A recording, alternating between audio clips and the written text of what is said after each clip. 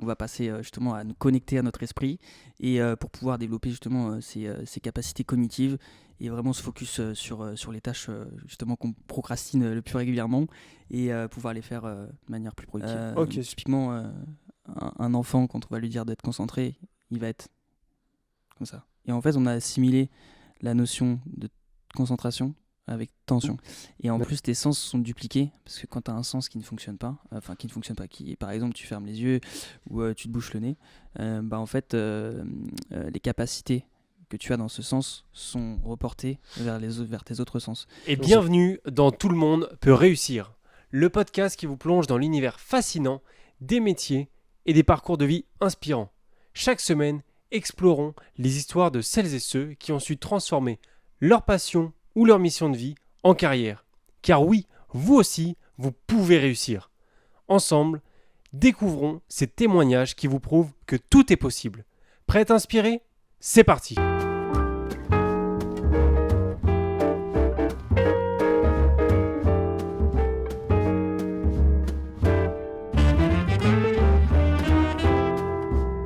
Et du coup, Thomas, on t'a demandé de préparer une activité. Yes, bien sûr. Donc, Bien sûr. je te propose qu'on y passe directement. Et puis, je vais me prêter au Yes, jeu carrément. Vraiment, là, on va passer justement à nous connecter à notre esprit et pour pouvoir développer justement ces capacités cognitives et vraiment se focus sur les tâches justement qu'on procrastine le plus régulièrement et pouvoir les faire de manière plus productive. Ok, super. Bah, c'est parti. On se retrouve pour l'activité méditationnelle qui va nous inviter à nous connecter à notre esprit. Donc, on va commencer par fermer les yeux. On n'en a pas besoin là où on va aller. On va aller à l'intérieur de nous. Donc chacun à son rythme. On prend une grande inspiration. On garde l'air une seconde, on profite de l'oxygène. Et on expire. Et maintenant, quand on va inspirer, on va se concentrer sur une partie du corps en 3 séquences, en commençant par les yeux. Et quand on va souffler, on va sentir que nos yeux fondent, se détendent, se relâchent, se relaxent. Donc inspiration. Et quand on souffle, on sent nos yeux qui se détendent, se relâchent, se relaxent. Deuxième fois. Inspiration. Et quand on souffle, on sent nos yeux qui se détendent, se relâchent, se relaxent. Dernière fois. Inspiration. Et quand on souffle, on sent nos yeux qui se détendent, se relâchent, se relaxent. Maintenant, on va passer aux épaules. Inspiration. Et quand on souffle, on sent nos épaules qui tombent, se détendent, se relâchent, se relaxent. Deuxième fois. Inspiration. Et quand on souffle, on sent nos épaules qui se détendent, se relâchent, se relaxent. Troisième fois. Inspiration. Et quand on souffle, on sent nos épaules qui se détendent, se relâchent, se relaxent. Maintenant, on va passer à tout notre corps, de la tête aux pieds. Inspiration. Et quand on souffle, on sent notre corps de la tête aux pieds qui se détend, qui se relâche, qui se relaxe. Deuxième fois. Inspiration. Et quand on souffle, on sent notre corps de la tête aux pieds qui se détend, se relâche, se relaxe. Troisième fois. Inspiration. Et on sent tout notre corps de la tête aux pieds qui se détend, se relâche, se relaxe. Maintenant, on va passer à la partie où on va écouter du bruit blanc qui va nous permettre de nous connecter et de pouvoir atteindre l'état optimal, l'état de flow pour se concentrer. Donc je t'invite à prendre le casque, à mettre du bruit blanc dans tes oreilles.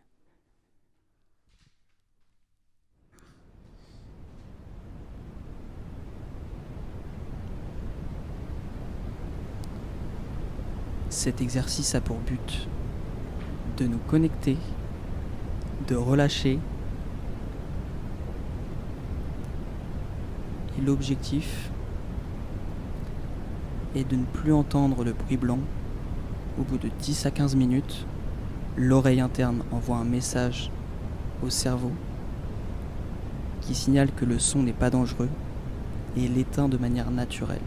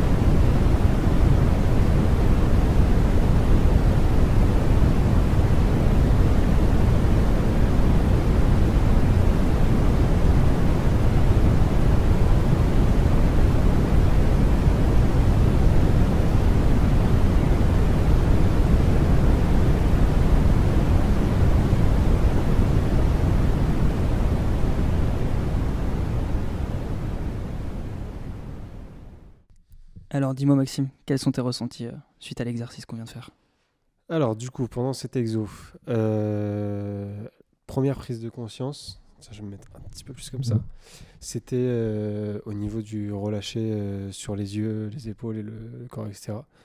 Parce que du coup, bah, c'est à ce moment-là où j'ai pris conscience, bah, on est toujours un peu sur ce contrôle des muscles, etc. Tu vois. Yes. Donc de vraiment apprendre à se relâcher à ce moment-là, c'est la première prise de conscience que j'ai eue. Et qu'est-ce que tu as ressenti justement dans cette première phase-là, où vraiment tu sentais tes muscles se relâcher progressivement, du coup les yeux, ensuite les épaules, puis Bah, tout le corps. petite sensation de bien-être parce que forcément, je sais pas comment expliquer. C'est un peu contraignant du coup, je pense, de tout le temps être les muscles contractés, etc. Et ouais, t'as l'impression de lâcher un poids un peu, tu vois. Ça, en vrai, ça fait du bien. Je me suis dit, ah si, en fait, c'est ça, là, je suis détendu, tu vois. Mm. Que ça, c'était vachement cool. Et c'est intéressant ce que tu dis parce que en vrai, on assimile souvent l'idée voilà, d'être concentré et quand on veut être productif. Typiquement, un enfant, quand on va lui dire d'être concentré, il va être comme ça. Et en fait, on a assimilé la notion de concentration avec tension. Mais c'est vrai. Et le plus important, je pense, pour être productif, c'est déjà d'être dans un état neutre. Et c'est ça, en fait, qui va nous permettre derrière de pouvoir produire de meilleure qualité. Ok. Et donc, du coup, après cette première phase, Après cette première phase, j'ai eu un espèce d'entre-deux où, en fait, j'ai juste fait abstraction de ce qu'il y avait autour. Et les seules sensations que j'avais, en fait, c'était bah, les parties de mon corps qui étaient en contact avec une surface dure comme soit le fauteuil, soit le sol pour mes pieds. Mais vraiment, j'avais cette espèce d'abstraction un peu en mode la salle du temps, tu vois. Ok. C'était le vide autour, mais j'avais cette sensation de, bon, bah, voilà, je sais où mon corps repose, je suis détendu. Et je me suis dit, bon, bah, ça y est, tu vois, je suis arrivé limite à l'état dont tu me parlais, parce que je suis dans un état de bien-être. Mm. Et que j'ai fait le vide autour de moi, Ouais. tu vois. Et ça a duré un petit moment comme ça. Et puis juste après, j'ai eu comme un espèce d'effet de distorsion. Je sais pas du coup si c'est un Ok. peu l'effet que tu recherches. Dis-moi. Je sais pas si c'est le bon mot employé aussi. Mais je sais pas, d'un coup, comme des espèces de petits vertiges, un peu comme si mon corps il bougeait un peu comme ça, mais Ok. sans que je bouge. Et c'était plus dans ma tête. Ok. Et je me dis, tiens, là, il se passe un peu un truc, pas forcément des fourmillements, tu vois, mais un peu dans le style, mais plus intérieur. Genre, Ok. c'est pas mon corps qui ressentait des fourmillements, mais j'ai cette impression. Et c'est comme si ça avait transité vers une espèce de phase un peu. Et je sais pas pourquoi, à ce moment-là, j'ai visualisé comme une espèce de cascade d'eau en mode un peu en. Je sais pas dire. Tu sais, t'as des endroits où ça fait un peu comme une cuvette comme ça. Ok. Et t'as la cascade d'eau qui tombe un peu de partout. Je sais pas pourquoi j'ai eu cette image. Et en plus, avec les bruits blancs Oui. derrière, Oui. bah, du coup, j'avais cette impression d'eau qui tombait, etc. Et petit à petit, en fait, je me suis mis à transiter vers ce truc et à ressentir comme si c'était mon corps qui goûtait, tu vois, qui Ok. était justement cette cascade. Et c'était vachement apaisant, intéressant. Et je me suis dit, bon, bah, pareil, je me suis dit, bon, bah, vas-y, j'arrive à l'état de fin un peu. Et petit à petit, en fait, bah, plus j'avais cette sensation d'être la cascade, ça fait un peu mec défoncé de dire ça. Et plus j'avais cette impression, tu vois, Ouais. plus en fait, j'ai l'impression que mon corps, il était léger et il s'évaporait en fait. Mm. Et du coup, à un moment, je suis arrivé à un stade où, bah, comme je disais tout à l'heure, où je sentais mon corps posé sur une surface dure, etc. Et bah là, je sentais plus rien du tout. Mm. Et j'étais vraiment dans un état où bah, j'étais juste moi au milieu de juste un ensemble apaisant, mais Bien sûr. Ouais. comme Mm. dans le vide. Je sais pas si c'est ce qui est recherché, mais c'était. C'est totalement ce qu'il recherchait en fait, parce que le but bah, déjà de fermer les yeux, c'est d'être totalement, comment dire, bah déjà tu n'as aucune distraction autour de toi, forcément, puisque tu vois rien, et en plus tes sens sont dupliqués, parce que quand tu as un sens qui ne fonctionne pas, qui par exemple tu fermes les yeux ou tu te bouches le nez, bah en fait les capacités que tu as dans ce sens sont reportées vers tes autres sens. Ok. Typiquement, bah, ton toucher, l'odorat, voilà, c'est vraiment reporter, une fois que tu fermes les yeux, c'est reporter sur tes autres sens. Et tout ce que tu vas ressentir, ça va être du piqué. Donc c'est ça qui est intéressant aussi avec un exercice. Donc ça, c'est vraiment les préliminaires avant d'attaquer justement, par exemple des tâches plus intellectuelles, comme manuel par exemple. Moi je sais que j'effectue ça avant de faire un Pomodoro, mais je peux pas le faire, on va dire l'après-midi ou le soir. Parce qu'en fait, si tu rentres dans cet état-là trop de fois, déjà en faisant beaucoup trop de fois cette chose-là, tu vas retrouver ce sentiment de lassitude. Et le but, c'est de vraiment, quand tu fais cette tâche-là, c'est t'attaquer à quelque chose de soit que tu procrastines depuis très longtemps, qu'il faut absolument que tu fasses, que tu trouves d'apparence que ça peut te sembler compliqué ou que ça va te demander vraiment du temps. Tu te mets dans cet état-là et vraiment là, tu vas ressentir que tu vas être doublement productif parce que tu vas être dans cette bulle, dans ce cocon. Et vraiment toute ta production va être décuplée, quoi. Et encore à cette phase là, tu vois, je me suis dit bon bah vas-y, je suis à l'état final et en fait j'ai eu ce truc où j'ai commencé à réfléchir à certaines choses. Déjà j'étais en train de penser à ce que j'allais pouvoir dire là en feedback et essayer de me rappeler les trucs. Je me disais merde, attends, t'es en train de réfléchir mais c'est con parce que tu vas te sortir du truc.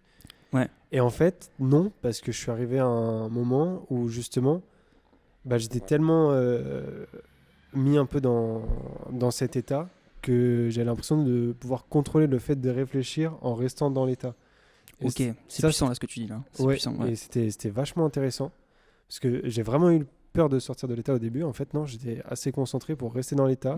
En plus, de toute façon, j'étais apaisé, j'étais vraiment bien, tu vois, et pouvoir réfléchir. Mais, donc, je pense que c'est ce qui peut être recherché dans la méditation que j'ai jamais vraiment exploré, tu vois. Et je sais pas pourquoi après j'ai eu une espèce de sensation de vitesse ou je sais pas, pardon, 1-2, je saurais pas comment expliquer, mais comme une sensation où j'étais un peu happé, comme si et là ça va faire vraiment le mec qui a pris beaucoup de drogue, mais ouais, j'étais happé et comme si j'étais là, je faisais partie un peu d'un tout, tu vois, genre. Et j'ai l'impression de me déplacer comme si je pouvais être de l'air ou machin. Et tu vois, c'était un état hyper cool. Et quand vous avez baissé le son, donc, qui était très progressif, en fait, ma tête elle est vraiment restée dans cet état. Et une fois que il n'y avait plus de son, c'est pour ça que je suis resté une petite minute, même sans le son, les yeux fermés. C'est que vraiment, j'appréciais beaucoup le moment. Et ça me faisait presque des guilis dans la tête. Je sais pas comment expliquer, mais j'avais des sensations où j'étais. C'est compliqué à. Dans l'état de pleine conscience à ce moment-là, quoi. C'est compliqué à dire quand même et à expliquer. Ouais. Mais j'invite les gens du coup à faire l'exercice pour comprendre parce que je savais vraiment pas ce que ça allait donner au début, tu vois. Et le fait de vraiment me dire vas-y, je me prête au jeu à fond, etc. Et je pense que ça a vraiment aidé aussi d'avoir le casque avec les bruits blancs. Bien sûr. Parce que j'étais vraiment focus, pour moi qui ai des problèmes de concentration du coup, j'étais vraiment focus dans cet instant. Mais c'était une super expérience. Et j'ai mis un petit moment avant de me reconnecter vraiment à la réalité quand on m'a enlevé le casque. Mais franchement, exercice super cool et je suis vraiment content de l'avoir fait. Donc j'invite du coup toutes les personnes à dupliquer en fait cet exercice-là. Donc phase préliminaire où on vient vraiment effectuer cet exercice méditationnel. Et ensuite, écoute du bruit blanc. Et là, on part sur une activité où on vient vraiment stimuler le cerveau. Donc on fait limite plusieurs activités en même temps sur un sujet précis. Et on stimule le cerveau, on lui donne de l'appétit. Et ensuite, Pomodoro, donc 25 minutes, bruit blanc, tout s'arrête. Et là, 5 minutes où on coupe tout. On arrête tout ce qu'on est en train de faire. Et ensuite, on repart sur 25 minutes de Pomodoro. Et là, on attaque vraiment la tâche. Ok. Là, on commence. Et par séquence de 25 minutes. Ce qui est super important justement avec le Pomodoro, c'est qu'il faut l'appliquer, mais pas non plus tout le temps. Moi, je sais qu'il y a des fois, je peux être dans le flow et je me sens que je vais y rester en fait, tu vois. Je peux y rester encore 25, 50 minutes, 1 heure, plus, tu vois. Et c'est pour ça que c'est important de s'écouter dans ces moments-là, où dès qu'on sent que notre attention n'est plus présente, il faut vraiment sortir directement parce que dans tous les cas, tout ce qu'on va faire, ça va être moins productif que si on est dans cet état de flow. Ok. Mais justement, moi, j'ai vraiment du mal à identifier ces phases où je suis plus vraiment concentré, je suis plus productif, tu vois. Parce que j'ai l'impression de faire la même chose, je suis en train de continuer à bosser et tout.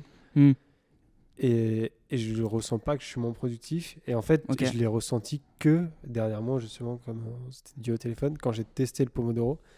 Et où, du coup, en faisant vraiment des phases de 25 minutes et de m'arrêter 5 minutes toutes les 25 minutes, je me suis dit, putain, je suis beaucoup plus productif que quand je suis en continu. Tu vois. Mais je l'ai vu qu'à ce moment-là. Mais je ne remarquais pas en continuant une tâche pendant 2 heures que j'étais moins productif. Ouais. Et ce qui est puissant... Il faut apprendre, je pense aussi, ce truc de s'écouter et tout, parce que c'est pas vraiment inné. C'est exactement ça. Il faut s'écouter. Et ce qui est puissant, justement, avec le Pomodoro, c'est que, en fait, tu délimites une tâche temporellement. Donc, typiquement, quelque chose qui peut te prendre... tu vois, moi, un Pomodoro, par exemple, si je sais que je le fais l'après-midi, je vais faire des trucs qui sont peu utiles, qui sont plus manuels, tu vois, parce que tout ce qui est intellectuel, je le préserve le matin. C'est beaucoup plus intéressant parce que notre cerveau, il est frais, tu vois, il a eu ses 8 heures de sommeil. Il faut absolument qu'il se mette justement sur ces tâches qu'on doit faire, en fait. Et derrière, tu ressens forcément ce sentiment d'accomplissement, tu vois, et puis tu as l'impression que tout ce qui va venir dans la journée, ça va être beaucoup plus simple. Parce que tu vas avoir fait vraiment cette chose-là qui est difficile. Et en se mettant dans cet état-là, tu es vraiment neutre. Et là, tu es prêt vraiment à tout défoncer, à défoncer la tâche, mais comme never. Donc franchement, non, c'est très cool. Aussi un autre truc que j'ai remarqué pendant l'exo d'ailleurs, que j'avais zappé, mais une vraie distorsion du temps. Tu vois, genre là, tu me dis, j'ai passé 5 minutes ou j'ai passé 1 heure. Ouais. J'étais pas forcément capable de l'identifier, tu vois. Parce que les pensées, il y a des moments où elles fusaient. Parfois, je pensais plus à rien. Mais il y a eu tellement de phases différentes. Et chaque phase, j'ai eu l'impression qu'elle a duré quand même assez longtemps. Alors que ça a dû passer d'une minute à l'autre, tu vois. Mais ouais, le temps s'est un peu arrêté pendant l'exo. Et c'était... Ouais. Mais aussi, je pense que c'est ta perception. C'est que tu étais vraiment client avant de faire l'exercice. Tu t'es dit, je vais me donner à fond. Et il faut vraiment être dans faut vraiment être dans cet état-là. C'est-à-dire que c'est un nouvel exercice pour la plupart des personnes. Donc moi, c'est ce que j'enseigne du coup aux personnes que j'accompagne. C'est inviter justement à faire cet exercice, mais surtout d'être client. Et pour que le cerveau, finalement, il ait cet appétit. Et derrière, tout ce qui va être fait, tu vois, tu peux pas typiquement faire de la méditation alors que tu sais que ça peut rien t'apporter. N'en fais pas. Ça sert à rien. Ça t'apportera rien, tu vois. On peut ne pas connaître les bonnes approches, etc. Ou trouver les bonnes sources et avoir fait une mauvaise méditation, etc. Et penser ne pas en être très client. Alors qu'au final, tu vois, moi, j'en avais jamais vraiment testé. 1 ou 2 fois, mais sur des vidéos, des trucs. Et t'as du mal à rentrer dedans, tu sais pas encore trop comment t'y prendre. Et là, le fait d'avoir vraiment une personne en physique qui t'accompagne, etc., et du coup de me prêter vraiment au jeu, parce que là, c'était aussi le but. Et je me suis découvert vraiment client de ça, tu vois. Et c'était vraiment une super expérience. En tout cas. Bon, c'est top. Top que ça t'ait plu. Du coup, Thomas, on va arriver sur la dernière partie de ce podcast. Yes. On a préparé une liste de petites questions à te poser, si tu veux bien y répondre. Carrément, je suis là pour ça. Et il y a certaines questions du coup qui sont tirées d'autres podcasts, mais on le signalera. Un conseil souvent entendu, mais jugé faux. Alors ça, j'y ai réfléchi avant, du coup, pour le coup, comme j'avais la trame. En vrai, il y a un truc, je pense... alors c'est peut-être pas oui, c'est un conseil. Jugé faux, ça dépend pour qui l'interprète, en fait. C'est profite de ta jeunesse. Voilà. La plupart des gens qui disent ça, en fait, ils ont l'image du mec qui sort en soirée, qui profite avec ses potes, etc. Son environnement qui est vraiment focus sur la fête. Globalement, moi quand j'entends ça, les gens qui me disent ça, c'est pour que je fasse ça justement. Sauf que moi en fait je profite à ma manière, tu vois. Genre chacun profite à sa manière. Donc jugé faux par le mec qui est en face, parce qu'il sait pas en fait de quelle manière tu dois être, comment est-ce que tu dois être pour profiter dans ta jeunesse, tu vois. Toi ça t'anime et ça te plaît, donc c'est ta manière ça, de en fait. profiter. Donc, ce que tu fais au quotidien, est-ce que ça t'anime, ça te plaît? C'est plus ça en fait, tu vois. Et quand on me dit profiter de ta jeunesse, t'es jeune, ou t'es jeune, t'as le temps. En train de profiter, justement. Ouais, justement, quand on me dit t'es jeune, t'as le temps. Oui, j'ai le temps, oui, ok, mais le temps et l'attention, c'est vraiment les deux trucs les plus importants. C'est où est-ce que tu mets ton attention et ton temps. C'est le plus important. Si ça te fait kiffer, let's go. Tu continues. et t'écoutes personne. Jamais. Ouais. Faut pas se laisser influencer. En vrai, ça revient tout le temps. Tu vois, vraiment, ouais. Si c'est un truc qui te plaît et ça t'anime, vas-y, écoute-toi. Et ouais, choisis bien ton environnement quand même. Ok. Aujourd'hui, on dit tu as budget limité. Est-ce qu'il y a un projet qui te tiendra à cœur de faire? Ouais. Alors, projet que j'aimerais bien faire avec budget limité. Waouh. Enfin, je t'avoue, j'ai pas trop réfléchi. C'est compliqué. Ouais.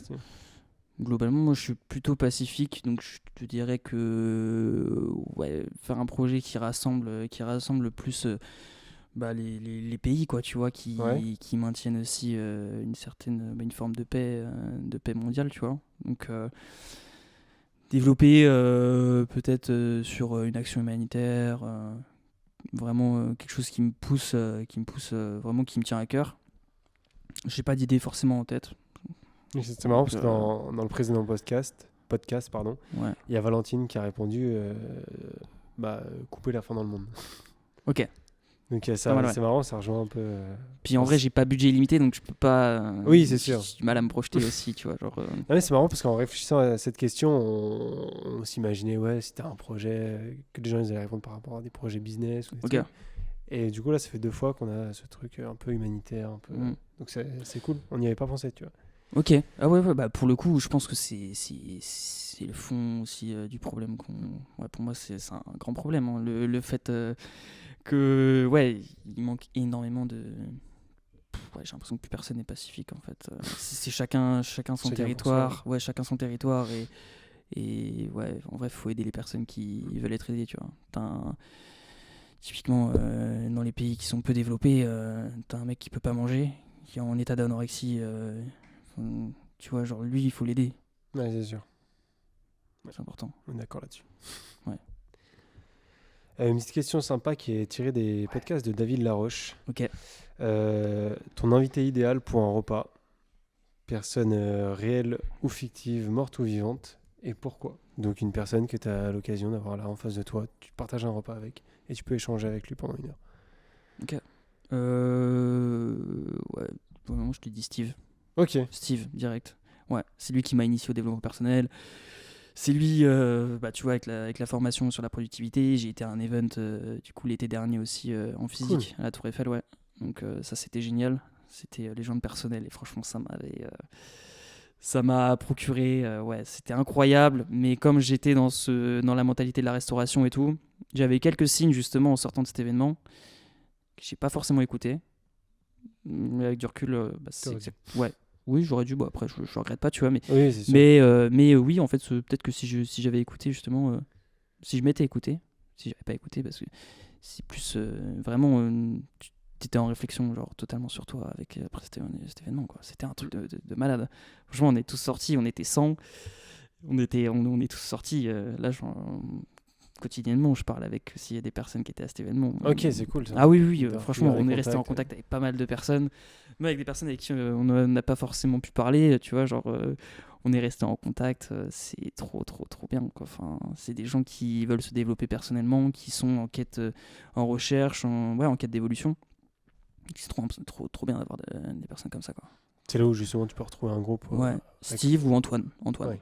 Okay. Ouais, Antoine carrément. Ouais. Stylé. Et du coup, là, je ne l'ai même pas écrit en plus, mais on avait parlé ensemble. Si tu avais un héritage à laisser à ta famille, tes futurs enfants, etc., mais que ce soit ni matériel, ni financier, du coup, c'est une question, il faut que je le cite, mais qui est tirée des podcasts de Mohamed Bouclé, qui est justement vice-champion du monde de lecture rapide. Yes.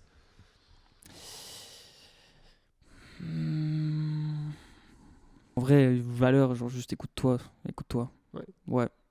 Écoute-toi, suis ton intuition et voilà, suis ton intuition. Il y a rien de plus vrai en fait. Suis ton intuition, écoute-toi. Tu vois, ils avaient dit croyez en vous. Ok. Donc, écoute-toi, franchement écoute-toi.